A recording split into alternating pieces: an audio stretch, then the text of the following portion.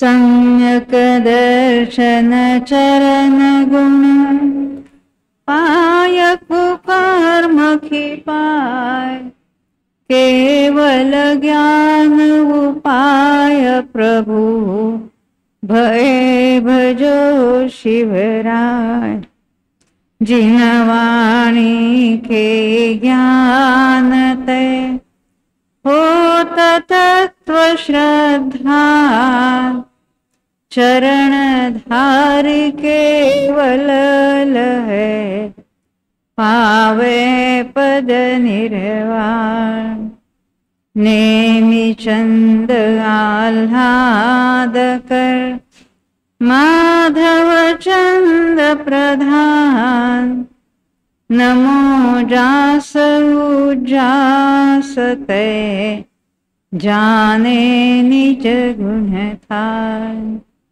लब्धि सार को पाय कै करि कै क्षपणा सार हो है प्रवचन सार सो समय सार अविकार। जिनेंद्र भगवान की वाणी में कितने अनुयोगों का उपदेश आया है? कितने अनुयोगों का उपदेश? चार। तो उसमें कौन सा कार्यकारी है और सबका तात्पर्य क्या है? वीतरागता। सभी अनुयोगों का तात्पर्य है वीतरागता। तो उस प्रत्येक जो अनुयोगों का अभ्यास है उसके द्वारा वीतरागता कैसे हासिल करनी, ये बात हमारे हाथ में है। ख्याल में आती है ना? तो हमने दोपहर में क्या देखा था कि कर्मों की उत्तर प्रकृतियां देखी थी। हमने ये भी बात देखी थी कि कर्मों के उदय में क्या क्या बातें होती है और कौन से कर्मों के उदय में नया बंध होता है। आप थे दोपहर में? दोपहर में थे आप? हाँ थे। तो कौन से कर्म के उदय में नया बंध हो रहा था? क्या देखा था हमने? मोहनीय के कर्मों के उदय। जैसे उदय 8 कर्मों का चल रहा है तो 8 कर्मों के उदय में नया बंध नहीं हो रहा है, यानी उसके कारण नहीं हो रहा। मोहनीय के उदय में यहाँ जीव, मोहनी का उदय क्या बता रहा है? जीव मोहरांग द्वेष कर रहा है। और ये पुराने कर्मों का उदय, कौन से? पुराने मिथ्यात्व कषाय वगैरह कर्मों का उदय, यहाँ जीव मिथ्यात्व रागादि रूप परिणाम करता है। ये दोनों को ही कारण कहा। किसके लिए? नए बंध के लिए, नए आने वाले कर्म के लिए, जिसको कहेंगे आश्रवण का निमित्त को आश्रव कहा। हमने समय सार से आपको बताया था आश्रव अधिकार की पहली 2 गाथाएं। क्या लिखा है कि नए कर्मों के आश्रवण का, नए कर्मों में उन्होंने ज्ञानावरणादि शब्द बताया, यानी नए 8 ही कर्मों के आगमन का कारण क्या है? तो पुद्गल में कौन से कर्म का उदय? मोहनीय का। और जीव में मोहरागद्वेष परिणाम, उसको संज्ञ आश्रव जीव के परिणाम को, और पुद्गल के कर्म के उदय को असंज्ञ आश्रव कहा था। समझ में आती बात? ये द्रव्याश्रव और भावाश्रव। कर्मकांड में भी ये बात लिखी है। उस वहां प्रत्यय कहा, प्रत्यय ने कारण, हेतु किसका? बंध का। तो वहां द्रव्य प्रत्यय में किसको लिया है? मोहनीय के उदय को लिया, यानी पुराने मोहनीय के उदय को यहाँ आश्रव कहा है। ऐसी बातें सुनी नहीं थी ना हमने, और हमने तो आपको समय सार में से बताई, कर्मकांड में से नहीं बताई। कर्मकांड में तो कहते ही है कि वहां तो द्रव्य प्रत्यय कहते उसको। प्रत्यय ने हेतु किसके? बंध के। अभी हमने ये बात देखी कि कर्मों के उदय ऐसे अलग अलग प्रकार के हो रहे हैं और फिर भी नया बंध होता है। कौन से कर्म के उदय में हो रहा है? मोहनीय के उदय में हो रहा है। अब हम इसमें से आपको भेद ज्ञान कैसे करना है इसकी थोड़ी मैं ट्रिक बताती हूँ। हम 2 खाते खोलेंगे। कर्म के उदय में जो बातें होती है वो हम कर्म के खाते में लिखेंगे। मेरे आपके पास है, कोई बात नहीं। कर्म के उदय में होने वाली बातें आपके पास पड़ी है, कोई चिंता नहीं, पर वो किसकी है समझना है, कर्म की है। तो उसको हम कर्म के खाते में डालेंगे। और अपनी बात है वो अपने खाते में रखेंगे। इसे पहले के जमाने में आपने सुना होगा, कोई यात्रा में जाता था तो घर का कोई जो सोना चांदी होगा तो किसी के पास रखते थे, ये संभालो हम जाके आते हैं, आपकी तिजोरी में रखो। और वो जो रखने वाला अपना माल समझ कर रखेगा तो क्या कहलाएगा? चोर। परंतु वो रखेगा तो क्या समझता है? ये फला आदमी का ये माल है, जब तक आता है ये उसका है, हमने यहां रखा है। ऐसे ही अभी हमें क्या समझना है? कर्म के उदय में जो जो बातें हो रही है वो कर्म की है, हमारी नहीं है। भेद ज्ञान करना है ना अपने को, और अपने खाते में कुछ रखना कि नहीं रखना, कि बड़ा जीरो रखना। पूरा पूरा उपयोग, अनंत गुणों का समूह रूप है ना, पूरा सामर्थ्य अपने खाते में रखना। अभी हमने आपको वो 15 पेज पे था ना, कहां पर वो था? ये उदय में क्या क्या बातें होती है? कौन से कर्णन योग में होंगे क्या? हाँ, कर्णन योग में 15 पेज था ना। हाँ, 15। देखो, ज्ञानावरण के उदय में क्या हो रहा है?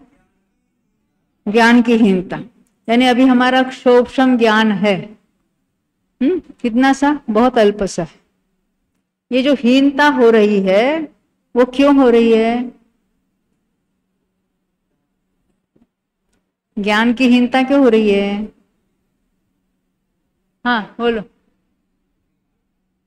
जीव के अपने कारण, उपादान को पहले अपने नक्की करना।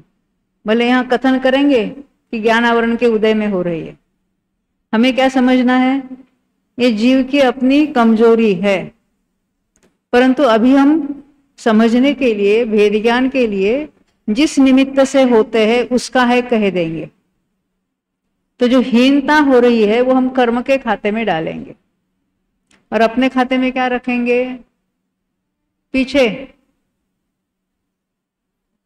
वो बच्चा क्या लिख रहा है उसको जरा, आपके खाते में क्या रहेगा? हम किसकी बात कर रहे हैं?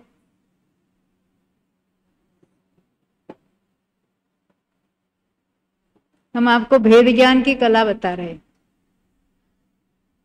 कर्मों के उदय के अपेक्षा से हम कहेंगे आपको, तो कर्म के उदय में जो बातें होती वो कर्म की है कहेंगे हम, बराबर। ज्ञान की हीनता हमने कर्म के खाते में रखी, आपके खाते में क्या होगा? आपके खाते में क्या होगा? बोलो बेटा। ज्ञान की बात हम हो रही है ना, अनंत ज्ञान जो स्वभाव है, पर्याय की बात नहीं है। स्वभाव कितना है?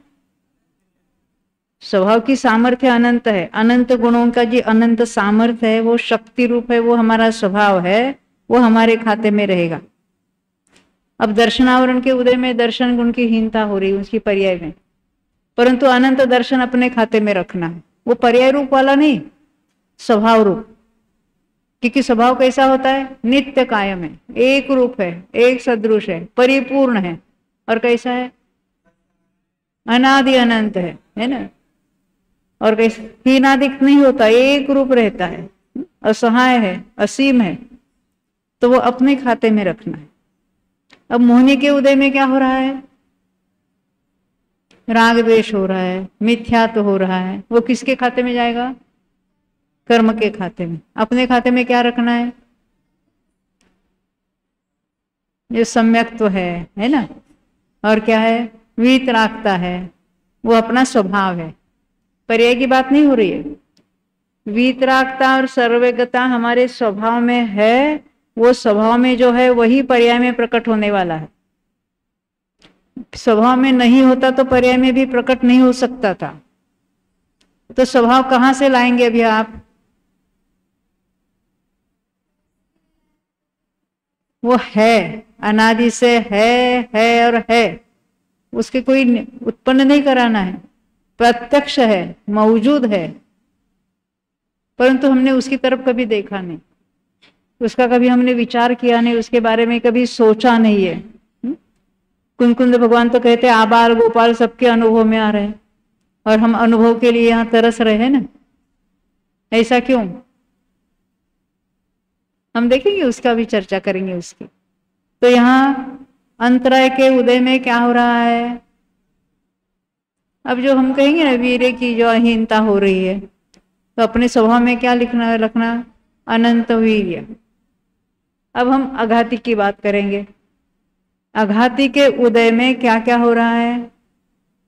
वेदनी के उदय में अनुकूल या प्रतिकूल जो संयोग कहते हैं, एक्चुअली वो संयोग किसी कर्म के नहीं आए, हम उनका संयोगों का लक्ष्य करके इष्ट या अनिष्ट मानते हैं, क्योंकि इंद्रिय जन्य सुख और दुख में निमित्त है। और वो क्या है, कैसा वो कार्य करेगा? मोहनी के उदय में वो कार्य करेगा। नहीं समझे? साता या असाता रूप जो परिणाम जिसके जीव के जो अनुकूलता प्रतिकूलता लगती है, वो कब तक लगती है? मोहनी के उदय होगा तो। अब भगवान को तो मोहनी है ही नहीं है, तो उनको अनुकूलता प्रतिकूलता लगेगी?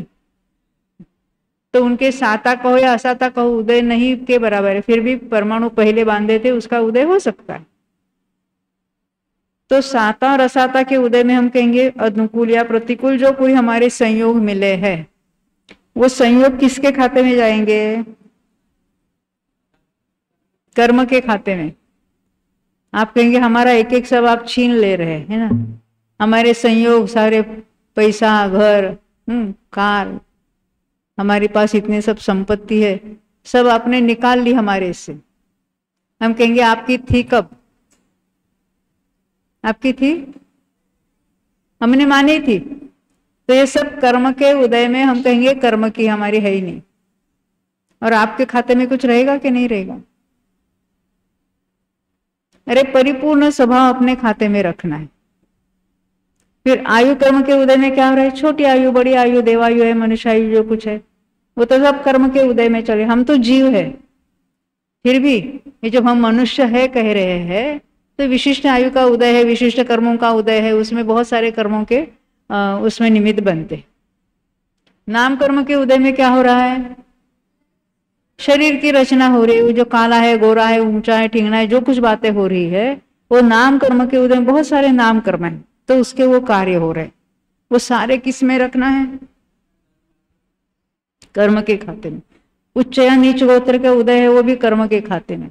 तो आपके खाते में कितना रह गया? कुछ नहीं। वे कहते हम जीरो हो गए। आप जीरो हो गए क्योंकि सारा तो हमने कर्म को बांट दिया, रखा अपने पास, पर कर्म का मान लिया। तो आप भाई साहब कहते हम जीरो हो गए, बराबर है ना? आप क्या कहते हैं? हाँ, कुछ नहीं कहते।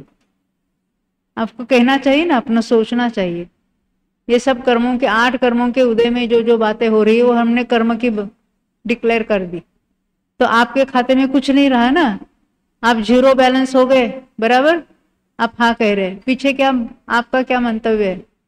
बोलो बेटा, आपका क्या कहना है? आप जीरो हो गए कि नहीं हो गए? क्योंकि सब तो हमारा छीन लिया। हाँ देखो, देखो तो कुछ जीरो नहीं हुए, परिपूर्ण है हम। कब से? अनादि से। तो ये परिपूर्ण है, वो मैं हूं। और ये जो हमने अपना माना था और उसके कारण अपने को ग्रेट मान रहे थे, वो तो हमारा है ही नहीं, वो तो कर्म का है। या तो अपने को हीन मान रहे थे या अपने को ग्रेट मान रहे थे। जैसे शरीर की रचना हुई तो ऐसे हमने अपने को सुंदर माना या हमने कुरूप माना। संयोग में पैसे आए या अन्य जो कुछ आए, तो बहुत सारा संयोग आया, तो हमने क्या माना था? हम बहुत अच्छे बड़े हो गए। तो दुनिया में बड़ा किसको कह रहे हैं? समाज में बड़ा किसको कहते हैं? जिसके पास धन संपत्ति है, कितने बंगले है, कितने कार है, कितने क्या क्या करता है, बैंक बैलेंस कितना है, कितना सोना है उसके पास, है ना? तो मैं आपसे पूछती हूँ कि हम बड़े हैं कि सिद्ध भगवान बड़े हैं? सिद्ध भगवान। उनके पास कितने कर्म हैं? आपके पास तो 8-8 कर्म है। उनके पास कितने शरीर है? आपके पास कितने शरीर है?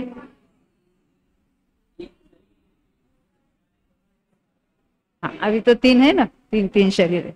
उनके पास शरीर भी नहीं है, उनके पास कर्म भी नहीं है, उनके पास घरदार तो होगा, घर बार नहीं है, बैंक बैलेंस नहीं है, कुछ नहीं है, तो वो बड़े कि आप बड़े। तो हमने अपने को किस कारण से बड़ा माना था? ये बाह्य संयोग के कारण हम बड़े हो गए ऐसा माना था। जो संयोग नहीं थे तब तुम थे कि नहीं थे? थे। तुम्हारा अस्तित्व परिपूर्ण था, स्वभाव परिपूर्ण था, तो किस बात के लिए अभी चिंता कर रहे हैं? क्योंकि हमने अपने को कैसा माना? कर्म के उदय में जो बातें हो रही है उस रूप हमने अपने को माना है। ये भूल कर्मों ने की कि जीव ने की? कर्म तो जड़ है, और कर्म को किसने बुलाया? कर्म आए कहां से? जीव ने मोहराग द्वेष परिणाम किए, कभी शुभ किए कभी अशुभ किए, वैसे अलग अलग जाति के कर्म बंधे। वो बंधे क्या बताते हैं? जीव के परिणामों को बता रहे, नहीं समझे? जैसे अभी आप आपस में एक दूसरे के फोटो निकालते हैं ना, तो किसी ने हमारी फोटो निकाली और हमारी उसमें आंखें बंद थी, तो हमें गुस्सा आया। हमने बोला ऐसे बंद आंख के फोटो कैसे निकाली? तो क्या कहेंगे आप? हमने जब फोटो निकाली तो आपने आंखें बंद कर दी। ये फोटो तो आपकी पोजीशन बता रही है। ये कर्म क्या बता रहे हैं? आपने कौन से भाव किए थे, ये आपने उपार्जन किए हुए कर्म है। अभी हमारा चल रहा है ना परमात्मा प्रकाश के प्रवचन, उसमें ये बात है कि जीव ने कर्म उपार्जन किए। उपार्जन किए, जैसे हम कहें ना धन उपार्जन किया, धन कमाया, तो इसने क्या कमाया है? कर्म कमाए। और फिर उसके कुछ ना कुछ उसके शुभ अशुभ जो कर्म है उसका फल मिलता रहता है, और फिर उसमें जीव और इन्वॉल्व होता है और नए कर्म बांधता है। ये कर्म थियोरी क्यों हमने पढ़नी है? कर्म थियोरी पढ़कर कौन सा कर्म बांधने योग्य बेटा? कौन से बांधना? शुभ कर्म बांधना कि अशुभ बांधना? कोई बांधना नहीं। वो बांधने योग्य नहीं है, पहले नक्की करना है। और दूसरी बात क्या करना है? कितने भी कर्म क्यों ना वो असंख्यात प्रकार के, मैं इनसे जुदा हूं, और इनके उदय में होने वाली जो बातें उनसे भी मैं जुदा हूं। ये मैं पहले नक्की करना है। क्यों? हम मैं किस में रखते हैं? अरे मैं कुछ नहीं समझता, ये सुनता हूं मगर क्या बात है वो इधर से चलती जा रही है हमारे सिर के ऊपर से, है ना। सुबह बहुत कठिन बातें सुनी ना आज। हाँ, क्योंकि उपशम होता है ना, क्या होता है वो सब बताया था आपको। तो अभी हम यहाँ हमने कुछ नाम लिखे हैं, आपको कुछ विषय बताना है मुझे। बोर्ड पर दिख रहा है सबको? किसके नाम है वो? काल के। काल के हमने कल अलग तरीके से भेद देखे थे, 4 भेद देखे थे। बताओ। सादी, अनादि, हाँ देखो देखो, मूल में 4 भेद बताए थे। कौन से? सादी और अनादि, फिर शांत और अनंत। अब उसके कॉम्बिनेशन क्या क्या हो सकते हैं?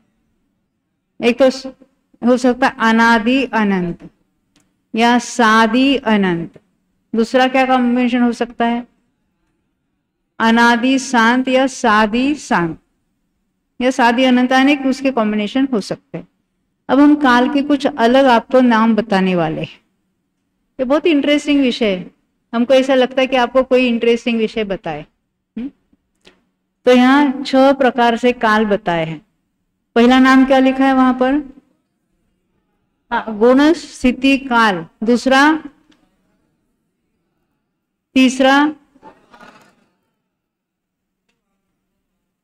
देखो तीसरा कर्म स्थिति काल। फिर से देखो, गुण स्थिति काल, वहां भव स्थिति काल, कर्म स्थिति काल, काय स्थिति काल। मैंने नंबर नहीं डाले, पर हम इस तरह से पढ़ेंगे उसको। पहले लाइन में दोनों नाम लिखे हैं, वर्टिकली नहीं लिखे, मैंने आड़े लिखे। पहला है ऐसा, उसमें पहला दूसरा कुछ नहीं होता है, पर इसी ऑर्डर से अपने शास्त्रों में आगम में बताए। ये धवला का जो चौथा भाग है जिसमें काल अनुयोग द्वार है, उसमें ये 6 प्रकार से काल बताए। पहला कौन सा बताया? गुण स्थिति काल का अर्थ अभी समझने लायक है आपको। अभी आप गुणस्थान की बात पढ़ रहे हैं ना, कितने गुणस्थान देखे? 14। तो प्रत्येक गुणस्थान का काल कितना है उसको कहेंगे गुण स्थिति काल, यानी लगातार उस गुणस्थान में रहने का काल। अब जहां ऐसी गुणस्थिति काल की बात आती है तो उसे 2 प्रकार से कथन आता है। एक शब्द आता है एक जीव की अपेक्षा, और दूसरा क्या होता है? नाना जीवों की अपेक्षा। नाना जीव समझते? अनेक जीव, यानी अभी मिथ्यात्व गुणस्थान है तो नाना जीवों की अपेक्षा मिथ्यात्व में रहने का काल कितना होगा? समझना बराबर प्रश्न। मेरी कंडीशन क्या है? नाना जीवों की अपेक्षा, अनेक जीवों की अपेक्षा मिथ्यात्व गुणस्थान कब तक रहेगा? लास्ट बेंच पर कोई बताएंगे? हमने क्या पूछा? अलग अलग जीवों की अपेक्षा से मिथ्यात्व गुणस्थान इस विश्व में कब तक रहेगा? हाँ बोलो। कायम रहेगा, कभी उसका अभाव होगा ऐसा कभी नहीं होगा, बराबर। यानी सभी जीव मोक्ष यानी सम्यक तो प्राप्त करके मोक्ष चले जाएंगे, तो यहाँ बेचारा संसार में कौन रहेगा ऐसा प्रश्न पड़ता है लोगों को। तो मिथ्यात्व गुणस्थान ऐसा गुणस्थान है कि अनेक जीवों की अपेक्षा यानी नाना जीवों की अपेक्षा उसका कभी भी अभाव नहीं होगा। हमेशा ही मिथ्यात्व गुणस्थान में अनंत जीव रहेंगे ही रहेंगे। ये बात समझ में आती है? एक जीव की अपेक्षा, वो उसकी बात हम बाद में करेंगे। मेरा दूसरा एक सवाल है, ऐसे कौन से गुणस्थान है जिनमें हमेशा ही जीव रहेंगे? बराबर सुनकर उत्तर देना, और आप पीछे के लोग जो है आप भी ट्राई करना। मेरा क्या प्रश्न है? ऐसे कौन से गुणस्थान है? अभी हमने एक मिथ्यात्व गुणस्थान देखा, ऐसे कौन से गुणस्थान है जिसमें हमेशा ही जीव रहेंगे ही रहेंगे इस विश्व में, पूरे विश्व की अपेक्षा से? हाँ बोलो। मिथ्यात्व एक गुणस्थान बताया। हाँ आगे हमारे पास 14 गुणस्थान है। हाँ बोलो। हाँ 13वां रहेगा। अच्छा, एक पहला रहेगा, एक 13वां रहेगा, और कोई? हाँ चौथा, फिर हाँ छठा, 7वां और 5वां। कौन सा? 11वां हमेशा नहीं रहेगा। देखो सुनो, अभी इसको कहते हैं निरंतर गुणस्थान। क्या कहते हैं? आपके गुणस्थान कक्षा में आने वाली बात है, पर अपने गुणस्थिति काल से लगती हुई बात है ना, इसलिए ये बात यहाँ उठाई। तो अनेक जीवों की अपेक्षा हमेशा ही इस विश्व में रहेंगे ऐसे गुणस्थान कौन कौन से है? पहला, चौथा, 5वां, छठा, 7वां और 13वां। किसको छोड़ा हमने? दूसरे को छोड़ा, तीसरे को छोड़ा, क्योंकि कभी कभी ऐसा हो सकता है कि इस विश्व में दूसरे गुणस्थान में कोई भी जीव न हो। ये हो सकता है। दूसरे गुणस्थान में कब आता है? जो कोई औपशमिक सम्यक प्रथम उपशम प्राप्त करेगा तो गिरकर दूसरे में आ सकता है, पर ऐसी संभावना है कि कोई भी जीव दूसरे गुणस्थान में न हो अनेक जीवों की अपेक्षा। हाँ क्या? एक समय से लेकर 6 अवधि तक, एक समय से लेकर 6 अवधि तक। वो बात आएगी, अभी दूसरे गुणस्थान की चर्चा होगी ना, गुणस्थान के अभ्यास में उसकी चर्चा आने वाली है। हा?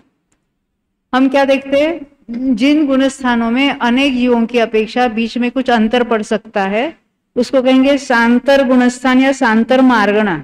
हम यहाँ गुणस्थान की बात कर रहे हैं, पर कुछ मार्गणा भी ऐसी है कि जिसमें कुछ काल के लिए कोई जीव न हो ऐसी बात बन सकती है। हम यहाँ गुणस्थान की बात करेंगे। तो दूसरा गुणस्थान हो सकता है कि कोई भी जीव दूसरे गुणस्थान में कुछ काल के लिए न हो। तीसरा गुणस्थान वो भी ऐसा ही है। और कौन से अभी हमने जिसके नाम नहीं लिए थे? निरंतर। 8वां देखो, श्रेणी, हर समय कोई जीव चढ़ेगा ऐसी जरूरत नहीं है। किसी ने श्रेणी चढ़ी, कुछ काल के लिए एक भी जीव श्रेणी में न हो, ये बात हो सकती है। तो उपशम श्रेणी के जो कौन से है 8, 9, 10, 11, इसमें कोई जीव न हो ऐसा बन सकता है, क्योंकि उपशम श्रेणी चढ़ने में अनेक जीवों की अपेक्षा कितना काल का गैप हो सकता है। हम वो कितने काल तक किसी भी जीव ने उपशम श्रेणी न चढ़ी, इसको कहेंगे अंतर। कितना हो सकता है मालूम है? वर्ष पृथकत्व, कुछ वर्ष तक किसी ने उपशम श्रेणी न चढ़ी हो ऐसा हो सकता है, अनेक जीवों की अपेक्षा बात करें। और क्षपक श्रेणी वो निरंतर होगी क्या? उसमें भी अंतर पड़ेगा। तो क्षपक श्रेणी के गुणस्थान 8, 9, 10, 12, तो उसमें एक भी जीव कुछ काल के लिए न हो, ये बन सकता है। तो कितना गैप हो सकता है? कुछ वर्ष नहीं, वो उपशम श्रेणी के लिए कुछ वर्ष। आपने तो नाम रजिस्टर किए थे ना 608 जीवों ने, 6 महीने और 8 समय में 608 जीव मोक्ष जाते ही है, तो वो क्षपक श्रेणी चढ़ेंगे ही चढ़ेंगे। तो अंतर कितना पड़ेगा क्षपक श्रेणी में? 6 महीने का अंतर पड़ सकता है, और उर्वरित 8 समय में 608 जीव मोक्ष जा सकते हैं। समझ में आती है ना बात? तो 13वें गुणस्थान में अंतर पड़ेगा कि नहीं पड़ेगा? एक भी जीव 13वें न हो ऐसा हो सकेगा कि नहीं हो सकेगा? हाँ, आप कहते हो सकेगा। अरे तीर्थंकर भी हमेशा होगे कि नहीं होगे? और केवली भी कितने होगे? लाखों केवली होगे। अभी यहाँ भरत क्षेत्र में नहीं तो क्या है, विदेह में अभी है कि नहीं है? विदेह में सर्वत्र सामान्य केवली भी है, और 20 मिनिमम तीर्थंकर तो होते ही होते हैं। तो 13वां गुणस्थान हमेशा रहने वाला गुणस्थान है। इसका अर्थ समझते हैं? मिथ्यात्वी जीव भी हमेशा ही रहेंगे, और सर्वज्ञ भगवान जो उपदेश देने वाले, मोक्ष मार्ग का उपदेश देने वाले भी हमेशा रहेंगे, और मोक्ष मार्गी जो है 4, 5, 6, 7वां गुणस्थान वाले भी हमेशा इस विश्व में रहेंगे। हमें क्या लगता है, अरे अभी हम इसको जिन धर्म को नहीं फॉलो करेंगे, प्रचार नहीं करेंगे तो उसका लोप हो जाएगा। न सर्वज्ञ का लोप होने वाला है 13वें वाले, और न मोक्ष मार्ग का लोप होने वाला है। अब मुनि दिखते नहीं है कहीं पर, अरे आपको नहीं दिखते हैं, मुनि है कि नहीं है इस विश्व में? तो करोड़ों की संख्या में अभी है ना विदेह में, और लाखों की संख्या में केवली है। तो हमें जिन धर्म का क्या होगा उसकी चिंता मत करो, मेरा क्या होगा ये चिंता करना। अगर मैं इसको नहीं फॉलो करूंगा, क्योंकि हमने शास्त्र में पढ़ते कितना दुर्लभ है, कितना दुर्लभ है ना? क्या है प्रश्न पूछा है?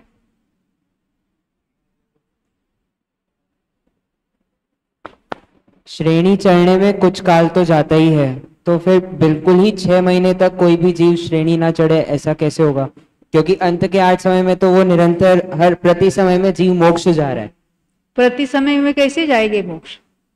नहीं, वो 6 महीने 8 समय है। हाँ, अंत के 8 समय उसमें समय कितने हैं? अंत के 8 समय में आपने अगर 6 महीने में नहीं कोई चढ़ता तो की बात है, तो 8 समय में 608 जाएंगे। उसमें भी एक समय में कितने जा सकते हैं? मैक्सिमम 108। अभी उसके बहुत सारे वेरिएशन है, वो शास्त्र में सब लिखे। यानी आपका कहना है कि निरंतर कोई ना कोई चढ़ेगा शपथ श्रेणी, ऐसा नहीं है, क्योंकि पूरी शपथ श्रेणी का चढ़ने का काल बहुत छोटा अंतर्मूर्त है। 8वें से लेकर 12वें का काल अत्यंत छोटा है, वो सेकंडों में होगा या फ्रैक्शन ऑफ सेकंड में होगा। 13वें का काल डिपेंड्स, क्योंकि आयु में कब उसने केवल ज्ञान प्राप्त किया, किसी को 8 साल के बाद हो जाएगा, और करोड़ पूर्व की आयु है, तो 13वें गुणस्थान में कितने काल तक रहेगा वो जीव? करोड़ पूर्व समझते हैं? एक पूर्व में कितने वर्ष होते हैं? हाँ, और या इसे करोड़ पूर्व, और उसमें किसी ने 8वें साल के बाद केवल ज्ञान प्राप्त किया, तो अभी रिमेनिंग इतना करोड़ पूर्व का काल बाकी है, कौन से गुणस्थान में जाएगा? क्योंकि अंतर्मूर्त में शपथ श्रेणी चढ़ी है ना, केवल ज्ञान ऑलरेडी प्राप्त किया है, और अंत में 14वें गुणस्थान का काल बहुत अल्प है। अयुरुलु इतना बोलने में बहुत छोटा अंतर्मूर्त है वो। तो 13वें का काल वेरिएबल हर एक जीव के लिए। कोई ऐसे जीव है सामान्य केवली अंतर्मूर्त में 13वां गुणस्थान पार करके 14 पार के मोक्ष जा सकते हैं। तो तीर्थंकरों को ऐसी फैसिलिटी होगी कि नहीं होगी अंतर्मूर्त में मोक्ष प्राप्त करने की? केवल ज्ञान हुआ और अंतर्मूर्त में वो तीर्थंकर भगवान मोक्ष हो गए, ऐसा हो सकता है या नहीं? पीछे कोई बताएंगे? हाँ हो सकता है। कौन से ऐसे तीर्थंकर है जो अंतर्मूर्त में दिव्य ध्वनि खिराकर मोक्ष ले जाएंगे? ऐसा आता है तीर्थंकर जी जो तीर्थंकर प्रकृति बांधने वाला है, पृथक्त्व वर्षण ने कुछ साल तक तो उनकी दिव्य ध्वनि खिरेगी ही खिरेगी, तीर्थंकर प्रकृति का उदय अवश्यम भावी होगा ही, और उतना उनको 13वें में रुकना पड़ेगा। सामान्य केवल झट से पार हो सकते हैं। ख्याल में आई बात? तीर्थंकर प्रकृति बांधनी है तो उदय आके ही रहेगा, और उदय कब होगा? 13वें गुणस्थान में। महावीर भगवान का कितने काल तक उदय चला तीर्थंकर प्रकृति का? 30 वर्ष तक। अब जो करोड़ पूर्व की आयु है उनका उस प्रोपोर्शन में अधिक साल तक चलेगा कि नहीं चलेगा? ये कह रहे गुरुदेव हमेशा कहते ना सिमंदर भगवान अभी विराजमान है, कुंकुंदाचार्य गए तब से तो थे ही थे, और कब तक रहने वाले हैं भविष्य में? हाँ क्या 12वें की 13वें कौन से कहते? 14वें 16वें। हाँ क्योंकि उत्सर पीने में शुरुआत में छोटी आयु वाले हो। अवसर पीने में कैसा होता है? पहले और दूसरे के बीच में आधा काल चला जाता है, चौथा काल, और लास्ट में जल्दी हो गए। जैसे महावीर और पार्श्वनाथ के बीच में अंतर थोड़ा था, वैसे उत्सर पीने में वही सिमंदर भगवान जो अभी वर्तमान में विद्यमान है तब तक रहेंगे, क्योंकि करोड़ पूर्व की आयु है ना, इतनी लंबी बड़ी आयु है। यानी हमें ऐसी चिंता नहीं करना क्या करे अभी केवल ही नहीं रहेंगे, अरे यहाँ नहीं रहेंगे पर विश्व में है कि नहीं है? हाँ ऐसा रहेगा। इसको कहेंगे वो शांतर गुणस्थान और निरंतर गुणस्थान। अब मार्गणाओं की चर्चा नहीं करेंगे क्योंकि आपका मार्गणा का अभ्यास नहीं है। जब मार्गणा का अभ्यास लेंगे तब उसकी चर्चा करेंगे। अब यहाँ हम काल के बारे में और कुछ बातें बताने, यहाँ नाम लिखे ना गुण स्थिति काल का अर्थ क्या है? विशिष्ट गुणस्थान में लगातार रहने का काल, एक जीव की अपेक्षा या अनेक जीवों की अपेक्षा। इसलिए उस गुणस्थान में आया, अन्य गुणस्थान से उस वहां आया और वहां से अन्य गुणस्थान में गया, तो उस गुणस्थान में रहने का काल कितना होगा? हम उस पर ज्यादा चर्चा नहीं करेंगे क्योंकि किसको कहना उतनी बात करेंगे, क्योंकि गुणस्थान का आपको आगे अभ्यास होगा तब जाके उसका काल कितना है एक जीव की अपेक्षा और अनेक जीवों की अपेक्षा, वो बात आएगी। किस काल को क्या कहना, बस उसकी हम डेफिनेशन यहाँ देखेंगे। दूसरा नाम क्या है? भवस्थिति काल। इसमें नंबर डालना तो लोगों का कंफ्यूजन नहीं होगा। 1 2 3 4 5 6। अब भवस्थिति यानी क्या?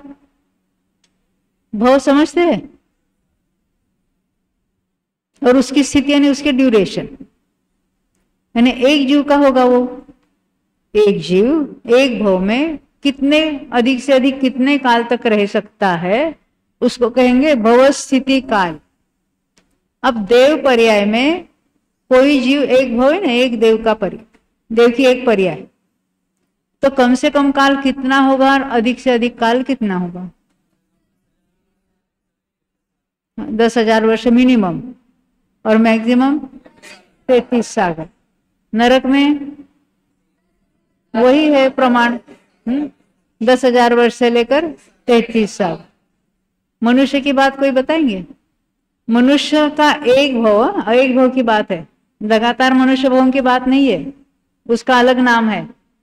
मनुष्य का एक भव, उसका छोटे में छोटा काल और अधिक से अधिक काल। हाँ अधिक से अधिक 3 पल्ले। कहाँ का होता है वो? उत्तम भोगभूमि का। पीछे समझ में आ रही बात? क्या कहा? मनुष्य का उत्तम भव का अधिक से अधिक बड़ा भव कौन सा है? 3 पल्ले वाला उत्तम भोगभूमि का। और जघन्य में जघन्य कौन सा अंतर्मूर्त? हाँ बोलो बोलो। वो अंतर्मूर्त कितना बड़ा ऐसा नहीं, वो कौन सी पर्याय होगी? मनुष्य लब्धि अपर्याप्त, मनुष्य लब्धि अपर्याप्त जीव, जो हमने देखा ना एक श्वास में 8-10 बार, वो 18 बार उसके लगातार भाव नहीं हो गए, पर श्वास का 18वां भाग प्रमाण उसका एक भाव होगा, जिसको क्षुद्र भाव कहते हैं। वो मनुष्य लब्धि अपर्याप्त में भी इतनी छोटी आयु के साथ आया है। उसका संगी पंचेंद्रिय का भाव है वो, पर अपर्याप्त अवस्था है। एक अंतर्मूर्त में भाव पलट जाएगा। तो हमने मिनिमम और मैक्सिमम देखा। तिर्यंच में, तिर्यंच ये एक कुब्र कोटि वो कर्मभूमि की बात है। आप ही ने अभी भोगभूमि की बात बताई ना। तो तिर्यंच भी भोगभूमि में जाते कि नहीं जाते? हाँ, उत्तम भोगभूमि में भी तिर्यंच की आयु कितनी है? 3 पल्य। और मिनिमम आयु लब्धि अपर्याप्त की अंतर्मूर्त। समझ में आई बात? ये बात समझ में आती है कि नहीं आती है? तिर्यंच के भव की उत्कृष्ट भवस्थिति काल जघन्य कितना है और उत्कृष्ट कितना है? बोलो। हाँ बोलो बेटा, आपके बाजू में। हाँ,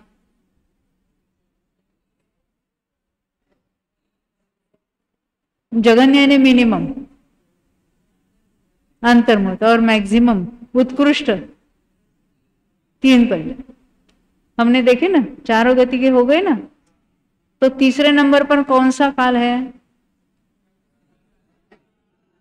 कर्म स्थिति काल। जब कर्म इन जनरल कहेंगे, कर्म स्थिति काल का अर्थ है जो कर्म का बंध हुआ, स्थिति बंध हुआ, वो मैक्सिमम कितना होता है? 70 कोड़ा कोड़ी सागर। परंतु वो हम इन जनरल कर्मों की बात करेंगे तो 70 कोड़ा कोड़ी सागर कहेंगे। पर 70 कोड़ा कोड़ी सागर एक विशिष्ट कर्म की स्थिति इतनी बन सकती। कौन से कर्म की? मिथ्यात्व की। चारित्र होने की नहीं, चारित्र होने की 40 कोड़ा कोड़ी सागर मैक्सिमम होगी।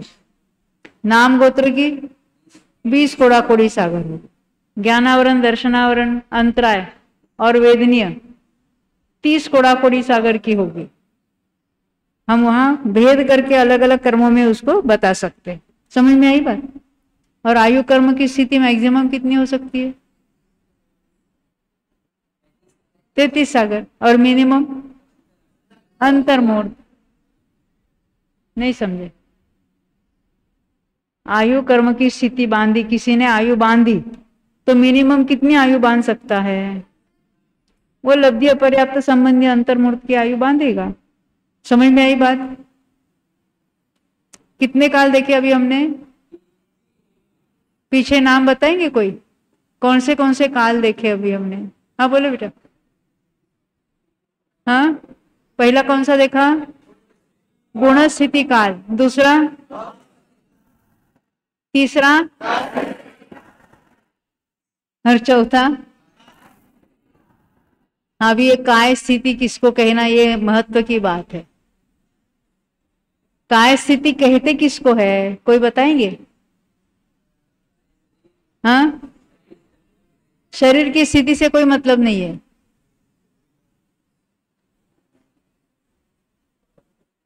काय स्थिति कहते किसको है? यह उत्कृष्ट की बात है। किसी मार्गणा में रहने का जो उत्कृष्ट काल है उसको काय स्थिति कहेंगे। फिर से सुनना, किसी मार्गणा में लगातार रहने का उत्कृष्ट काल। ये बातें आपने सुनी है। मार्गणा के नाम मालूम है ना? गति मार्गणा, मनुष्य गति में लगातार रहने का काल, उसको कहेंगे मनुष्य की काय स्थिति। फिर से, मनुष्य मरकर मनुष्य, मनुष्य मरकर मनुष्य, मनुष्य मरकर मनुष्य, लगातार की बात है। बीच में ना तिर्यंच हुआ, ना देव हुआ, ना नारकी हुआ, तो इसको कहेंगे मनुष्य की काय स्थिति। कितनी है? आपने सुना है बहुत बार। कोई कहना चाहते? लगातार मनुष्य में रहने का उत्कृष्ट काल। हाँ, तीन पल्ले, हमने एक भव की स्थिति नहीं पूछी। मनुष्य के अनेक भव लगातार हो गए, मनुष्य मरकर मनुष्य, मनुष्य मरकर मनुष्य। हाँ 48 पल्य, 48 बार, पर उसकी आयु कितनी लेना 48 बार की, और वो 48 बार कैसे हो गया आपको वो समझना है।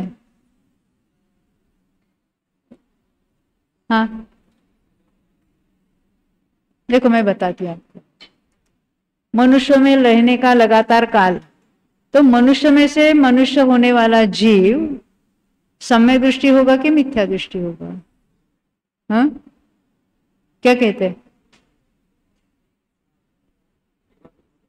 मेरा ये प्रश्न है, मनुष्य मरकर मनुष्य, मनुष्य मरकर मनुष्य, मनुष्य मरकर मनुष्य जो होता है वो सम्यक दृष्टि है कि मिथ्या दृष्टि है?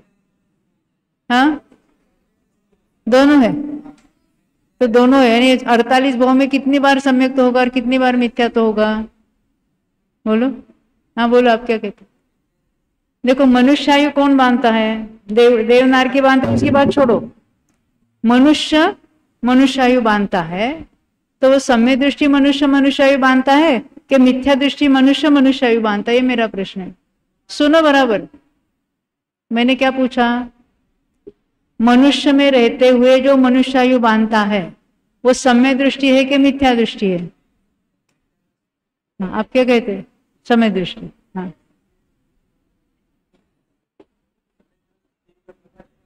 गति में जाएगा, देवायु बांधेगा। सम्यक दृष्टि मनुष्य और तिर्यंच देवायु का ही बंद करेंगे, सम्यक होने के बाद अगर आयु बांधते हैं तो।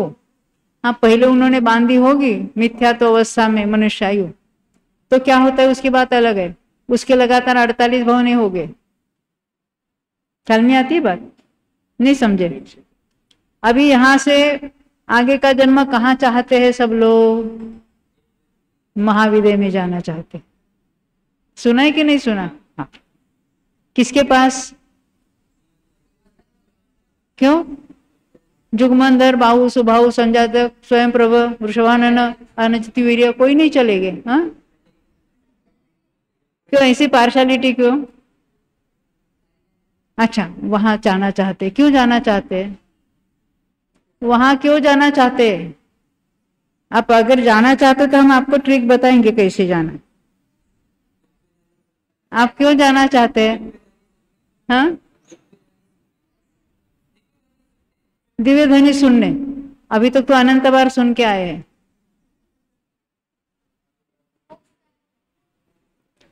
अरे सम्यक तो यहाँ पर भी प्राप्त होगा ना, मोक्ष तो यहाँ से मोक्ष मार्ग शुरू हो सकता है ना, वहां क्यों जाना चाहते? यानी वहां जो जाना चाहते वो मनुष्य ही रहना चाहते, ये बात डिक्लेयर की ना आपने, यानी यहाँ मिथ्यात्व ही रहना चाहते। मिथ्या दृष्टि ही मनुष्य ही बांधकर वहां जा सकता है, पर वहां पर भी एक आर्य खंड है और 5-5 म्लेंछ खंड है विदेह में। जितने विदेह है ना, एक एक मेरु संबंधी 32-32 है, सब मिलकर 160 है। तो सब जगह है, प्रत्येक में एक एक आर्य खंड और 5-5 म्लेच्छ खंड है। तो विदेह में गया और म्लेच्छ खंड में उत्पन्न हुआ तो क्या होगा? यानी अभिप्राय में उसकी भूल है। क्या उसने निमित्त नक्की कर दिया, मुझे सिमंदर भगवान चाहिए कि उनके निमित्त से मुझे सम्यक दर्शन हो जावे और मैं मोक्ष चला जाऊंगा? ये उसकी निमित्ताधीन दृष्टि है, यानी वो स्वयं को मिथ्या दृष्टि घोषित कर रहा है, उसका मिथ्या तो कायम रखना चाहता है ना। ये कोई हमारे लाने से कोई निमित्त नहीं आते, और भले आप तीर्थंकर के समोचरण में भी क्यों ना हो जाए, अगर वहां पर भी आपने सही पुरुषार्थ नहीं किया, वहां केवल शुभ भाव में रह गए, तो वहां जाने से भी कुछ नहीं फायदा है।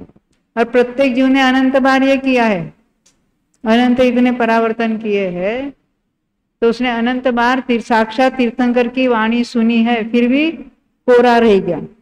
गुरुदेव कहते केवली ना आगल रही गयो कोरो, समझते?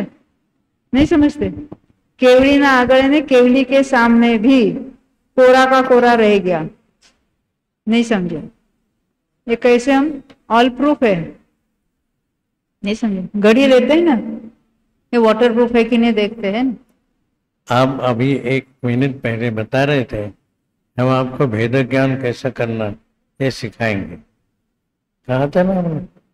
अभी आप हमको डरा रहे, हम तो गुपचुप सिमंदर जनालय में जाएंगे, सिमंदर के पास। भगवान तो आप बोलते मत जाना, नक्की क्या कर रहे हैं आप?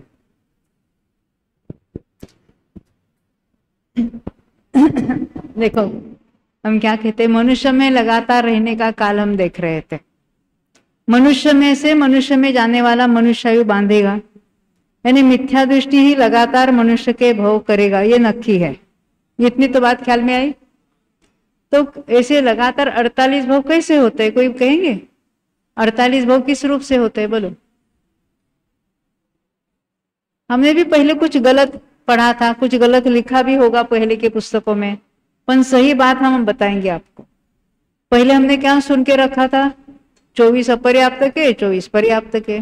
ऐसा कभी नहीं होगा। तो क्या होता है? 8 भव पुरुष के पर्याप्त के, 8 भव स्त्री के, और 8 भव नपुंसक वेद के। 8 8 8 3 बार 8 हुए ना, 24 भव हुए। तो लगातार पर्याप्त के 24 ही भव हो सकते हैं। फिर दोबारा और भी पर्याप्त के करने के लिए उसको 1 या 8 भव अपर्याप्त के बीच में एक करेगा तो भी चले, यानी वो अंतर्मूर्त का 1 भव होगा। उसके बाद फिर उसके 8 8 और 8 हो सकते हैं। और हमें उसकी काय स्थिति लंबी की लंबी बतानी, मैक्सिमम पॉसिबिलिटी बतानी है, इसलिए उसका हर एक भव हम करोड़ पूर्व का लेंगे। करोड़ पूर्व के 8 भव पुरुष के, करोड़ पूर्व के 8 भव स्त्री के, करोड़ पूर्व के 8 भव नपुंसक के, फिर 1 लब्धि पर्याप्त मनुष्य का भव, फिर 8 8 और 8, यानी 8 नपुंसक के, 8 स्त्री के, 8 पुरुष के। अंतिम भव 3 पल्ले का रखना है। क्यों? भोग भूमि का वो नियमित रूप से देवायु बांधकर, वो उसका मनुष्य आयु का अंतिम भव होगा। तो मनुष्य के भव कितने हुए? पहले 24 पर्याप्त के, फिर 1 अपर्याप्त का, फिर 24 पर्याप्त के, और लास्ट वाला हमने 3 पल्ले का रखा। तो टोटल कितनी हुई? उसकी काय स्थिति कितनी हुई?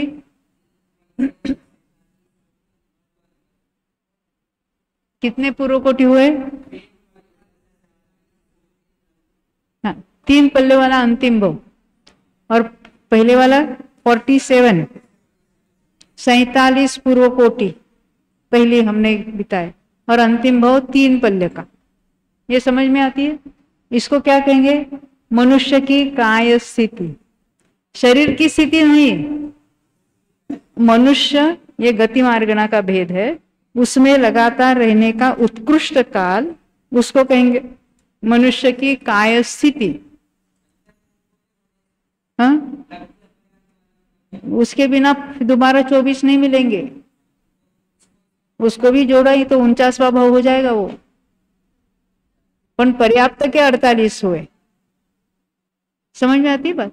इसको शास्त्र में कहेंगे पूर्व कोटि पृथकत्व प्लस 3 पल्य। अब तिर्यंच की बात करते हैं। तिर्यंच की काय स्थिति कितनी होगी?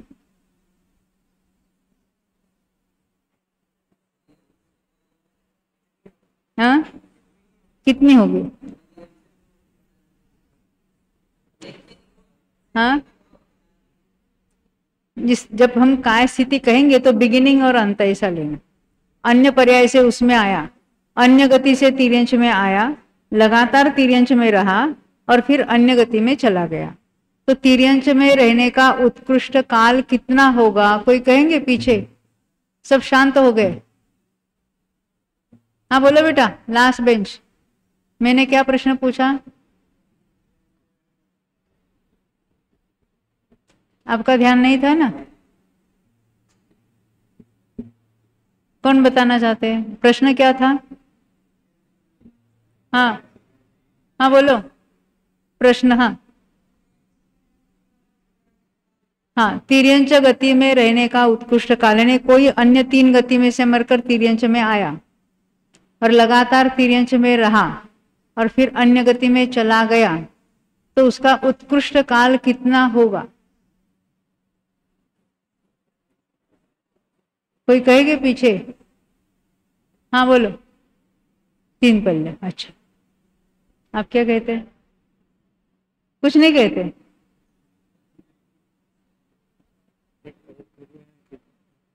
कौन कहते हैं? आप बोलो। अरे ये कॉमन सेंस है और कुछ नहीं है, कुछ शास्त्र में पढ़ना नहीं है इसको। तिर्यंच में क्या क्या वैरायटी है? हाँ, तिर्यंच गति में कौन कौन से जीव है? तो असंख्यात पुद्गल परावर्तन काल है।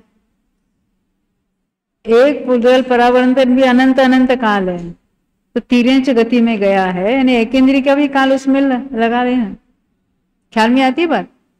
अगर हम पूछेंगे पंचेंद्रिय तिर्यंच में रहने का उत्कृष्ट काल कितना है, अभी बोलो। क्या मैंने कहा? पंचेंद्रिय तिर्यंच में रहने का उत्कृष्ट काल, उसकी काय स्थिति कहेंगे, कितनी होगी? ये 3 पल्ले हम एक भाव की बात नहीं कर रहे, लगातार भाव। पंचेंद्रिय तिर्यंच लगातार होगा। तो पंचेंद्रिय तिर्यंचों की उत्कृष्ट आयु कितनी है? कर्मभूमि की 1 करोड़ पूर्व, और भोगभूमि की, तो उसमें कितना होगा काल?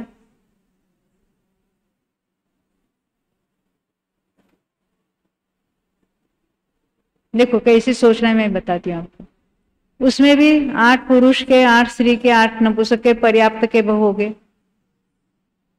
पर उसमें डबल लेना है, क्योंकि संगी भी पंचेंद्रिय, असंगी भी पंचेंद्रिय, और असंगी पंचेंद्रिय की भी उत्कृष्ट आयु 3 करोड़ पूर्व की होती है। यानी यहाँ 24 बहु हुए ना इसके संगी के, और असंगी के भी 24, 48 हो जाए। फिर बीच में अपर्याप्त का भाव, और फिर 48 भाव, 96। वो 96 वाला है, वो 3 पल्ले वाला रखना।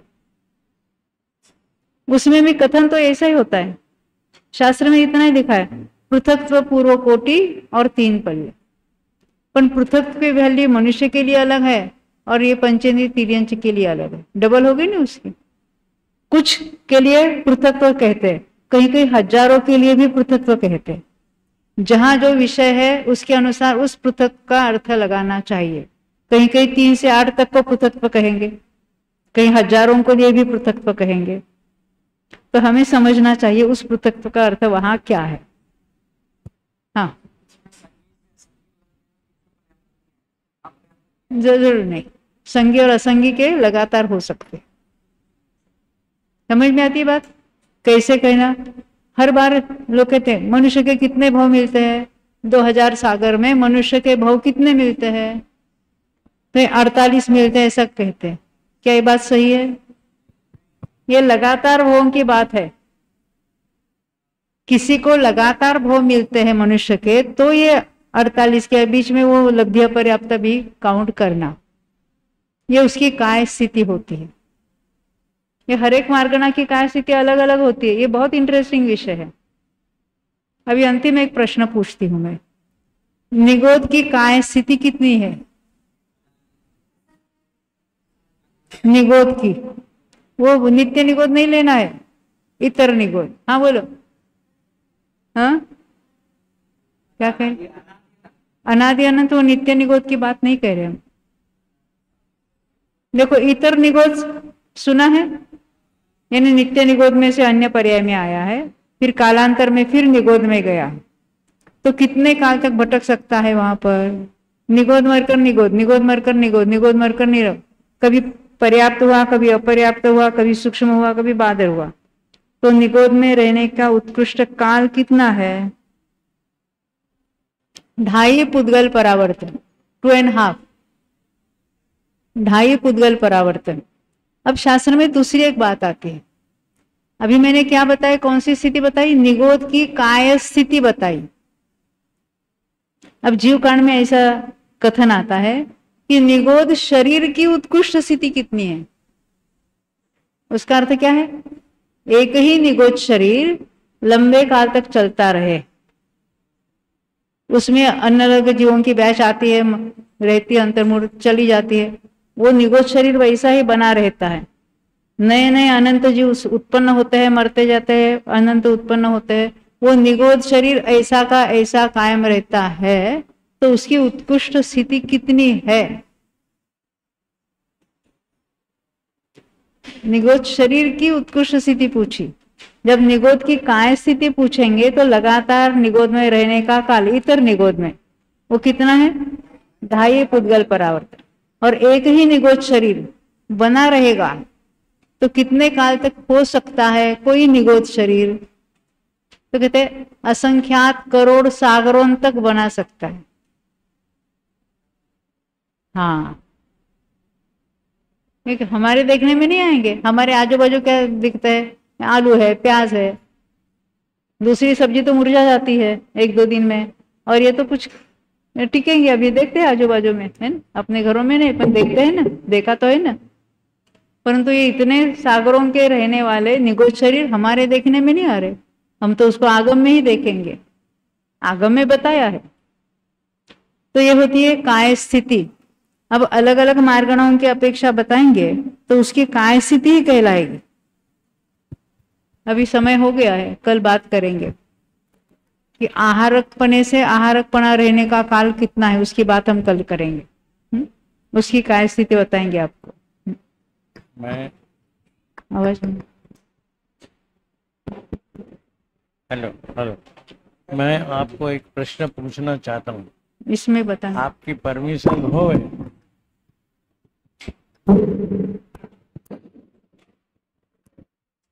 आपकी परमिशन होवे तो आप लोग मेरे प्रश्न का उत्तर देना चाहते हैं तो मैं प्रश्न करूंगा ना, क्योंकि टाइम तो ऑफ हो गया अभी। क्या मैं प्रश्न पूछ सकता हूं? किसे पूछूं? सभी लोगों को पूछता हूं, लेकिन मुझको उत्तर चाहिए वैयक्तिक। कोरस में मत बोलना। क्यों साहब? हम तो हमारे मित्र 11वें तीर्थंकर श्रीनिवासनाथ को पूछेंगे। ये बार बार बोलती है 1 लाख करोड़ ऐसा जो कुछ है, तो पूर्व जो है वो पूर्व में कितने साल होते हैं बताए ना अभी इसमें। पूर्व में कितने साल होते हैं?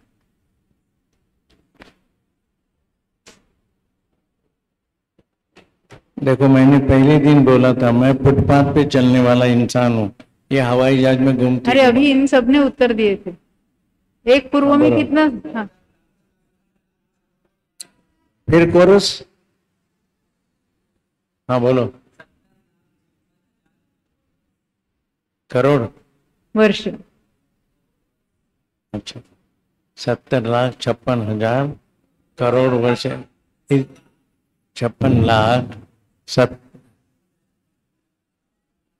70,56,000 करोड़ वर्ष। मैं ये कहना चाहता हूँ इतनी बड़ी आयु मिलेगी हमको। 100 वर्ष की आयु मिले, आया है मैं क्या करूँ ऐसा लगता कि जब ये भगवान मुझे क्यों नहीं बुलाता है, ऐसे हमको छोड़कर अन्य लोग बुलाते। मैं यही कहना चाहता हूँ कि ऐसे लगातार 45 बार 1 करोड़ पूर्व, एक यानी 70,56,000 करोड़ इंटू 1 करोड़, उतना आयुष्य मिले तो अच्छा है कि नहीं? उसके लिए एक बात है कि आपको मिथ्यात्व ही रहना पड़ेगा। कौन चाहेगा? ये मेरा प्रश्न। तो हमने देखा इसके बारे में, यानी 1 करोड़ पूर्व यानी कितना टाइम हो गया। और ये बातें तिरंजों में भी पॉसिबली है। वहां तो डबल यानी 95 करोड़ पूर्व प्लस 3 पल्ले। तो करोड़ पूर्व अधिक है या 3 पल्ले अधिक है? हाँ जी, क्या कहते हैं? 3 पल्ले। अभी तो टाइम हो गया है, हम कल सुबह मिलेंगे, फिर कल से भादरना चालू होगा।